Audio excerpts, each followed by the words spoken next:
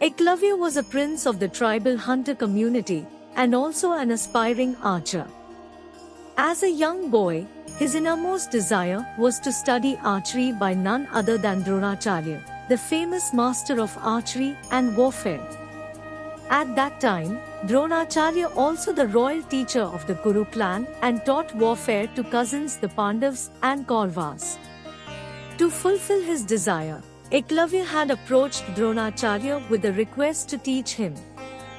However, Dronacharya was unable to accept him as a pupil. As Dronacharya was a royal guru, he was bound to the royal kingdom and therefore could not take up anyone else apart from the princes as his students. Although disappointed, Eklavya wasn't discouraged by this and he continued to learn. So much was his passion for archery as well as his reverence to the great Dronacharya that Eklavya created a mud statue of his guru and practiced in front of it daily. Performing rigorous training under the watchful eye of the statue, Eklavya honed his skills to perfection. Many years later, Eklavya was at his daily practice when a dog started barking furiously. Disturbed at the noise, he released a few arrows in such a way that it stopped the dog from barking without hurting him. Incidentally, Dronacharya, along with his students, the Kauravas and Pandavas, happened to be practicing in the forest area at the same time, and they came across the dog.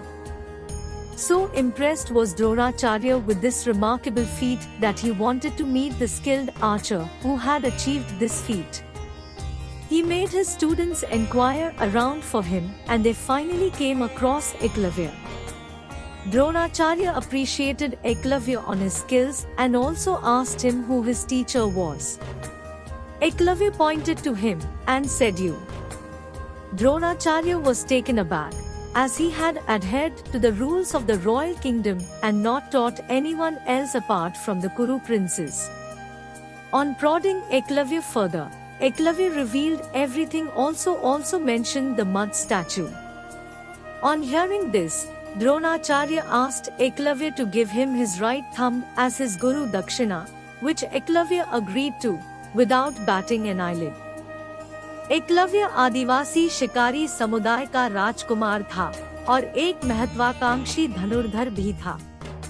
बचपन से ही एकलव्य को एक धनुर्विद्या बनने की और युद्ध के प्रसिद्ध गुरु द्रोणाचार्य से तीरंदाजी का अध्ययन करने की इच्छा थी। उस समय द्रोणाचार्य कुरु वंश के शाही शिक्षक भी थे। अपनी इच्छा को पूरा करने के लिए एकलव्य ने द्रोणाचार्य से उन्हें सिखाने के अनुरोध के साथ संपर्क किया था। हालांकि द्रोणाचार्य उन्हें एक शिष्य के रूप में स्वीकार करने में असमर्थ थे।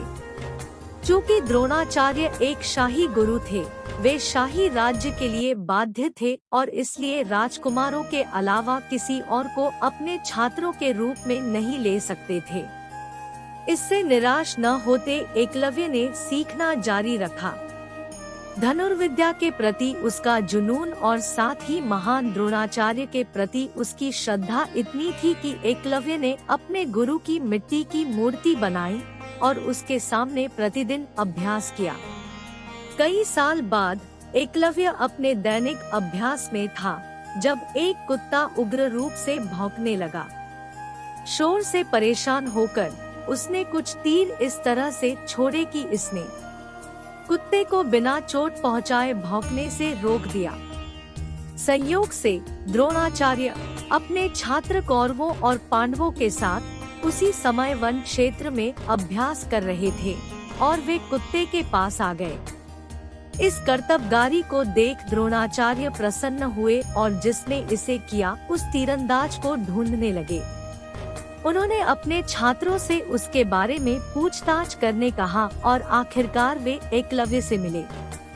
द्रोणाचार्य ने एकलव्य के कौशल की सराहना की और उससे यह भी पूछा कि उसका शिक्षक कौन है। एकलव्य ने उसकी ओर इशारा करते हुए कहा, आप। द्रोणाचार्य चकित रह गए क्योंकि उन्होंने शाही राज्य के नियमों का पालन किया था और कुरु राजकुमारों के अलावा किसी और को नहीं सिखाया था। एकलव्य को और पूछने पर उसने सब विस्तार में बताया और मिट्टी की मूर्ति का भी उल्लेख किया।